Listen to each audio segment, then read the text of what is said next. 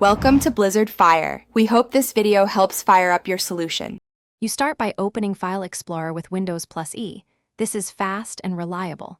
Once done, click this PC to reveal all mounted drives. You'll immediately see each drive's name, used space, and total capacity. This gives a quick how much versus free snapshot. Make sure to note drive letters because later steps reference them. If a drive is labeled Recovery or EFI, ignore it for storage size.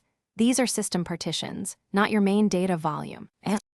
Next, open Settings, go to System then Storage to see a breakdown of space by categories and apps.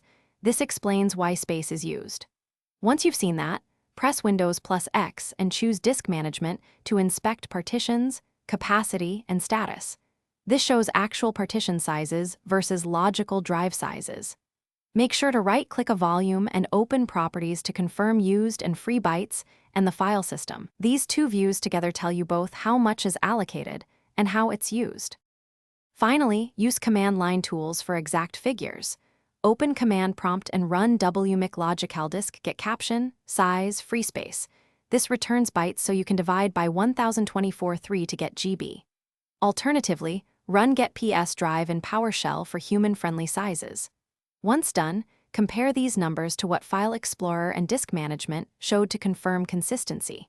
If a drive is missing, rescan disks in Disk Management. Check SATA/USB cables or enable.